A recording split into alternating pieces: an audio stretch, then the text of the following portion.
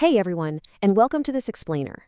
Today, we're going to neatly and clearly demystify a really fundamental concept in C programming, which is the do-while loop. And hey, if you're an absolute beginner, don't worry at all. We are going to make this crystal clear for you, okay? We'll go step by step, starting from the basic theory and moving all the way to a real-time coding example.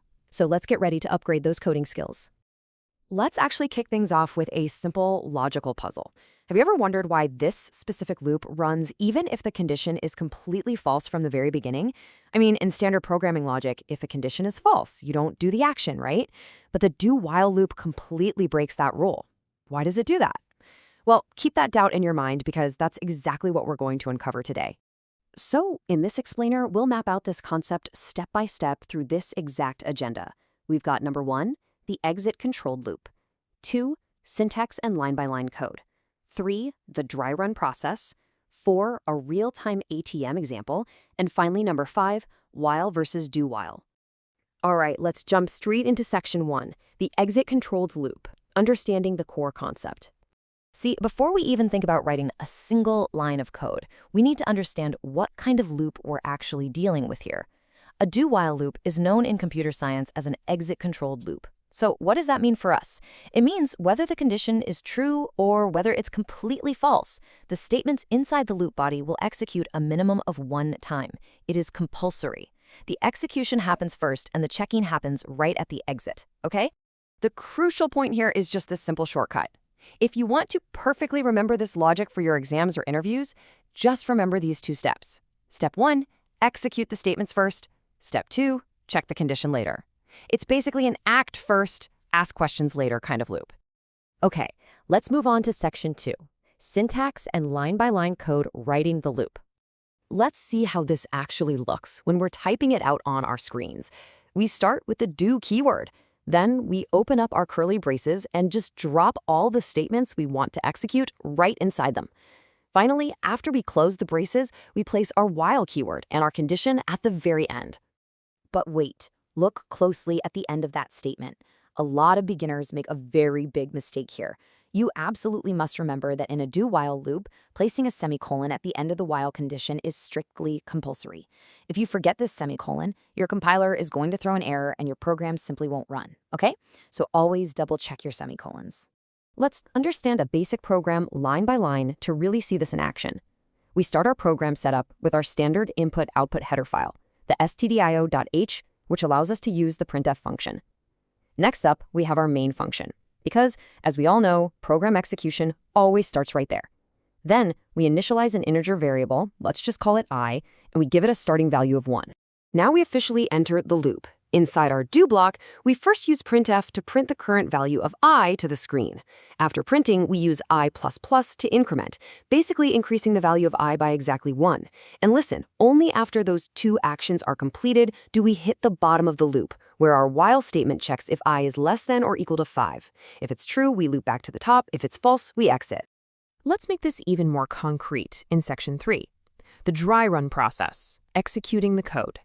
To truly grasp how this logic executes in the background of your computer's memory, let's do a real-time dry run. Just look at iteration 1.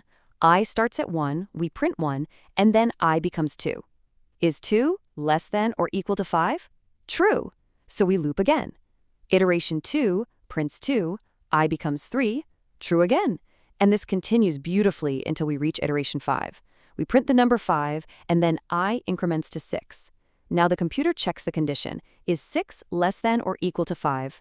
False. So the loop correctly terminates. So the absolute crucial number in this specific program's memory is 6. That's the exact value that triggers the exit condition. Without I reaching 6, our program would never know when to stop printing. It perfectly prints 1 through 5, and the exact moment it hits 6, it knows its job is done. All right, moving to section 4, real-time ATM example, practical application. Now, you might be thinking, hey, printing numbers is great, but where do we actually use this in real software engineering? Let's look at a real-time example we all use in our daily lives. Just imagine you're walking up to an ATM and you insert your card. What happens next?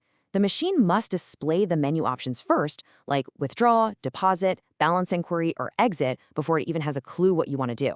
It has to execute that display block at least one time, compulsory, just so you can see your choices. And after you select Withdraw and finish your transaction, what does the ATM do? It asks you this exact question on the screen. Do you want to continue? This, my friends, is essentially the ATM checking the while condition at the very end of its cycle. If you say yes, the condition is true, and it loops back up to show you the menu again. If you say no, the condition is false, and it returns your card, okay? And this execute first, check later logic isn't just for ATMs. It is absolutely perfect for all menu-driven programs in real time.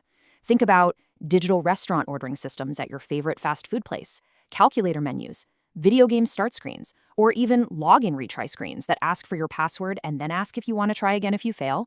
They all rely heavily on this fundamental do-while structure. Finally, let's wrap things up with Section 5, while versus do-while, spotting the difference. Just before we directly compare the two loops, I want to give you a quick warning about a very common mistake. If you forget to include the I++ updation statement inside your do-while block, the value of I will just always remain 1.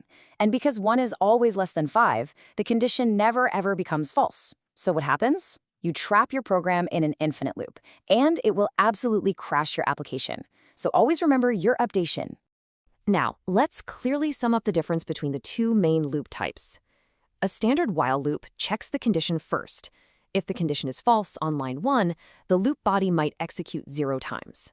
However, as we've seen today, the do-while loop executes first and checks later.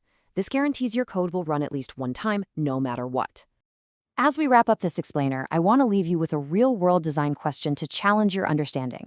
What would happen to an ATM if a programmer mistakenly used a standard while loop to display the main menu instead of a do-while loop? Think about the user experience there and how the machine would behave before you even pushed a single button. Take that doubt into your own coding projects. Thanks so much for joining me today. Keep practicing and happy coding.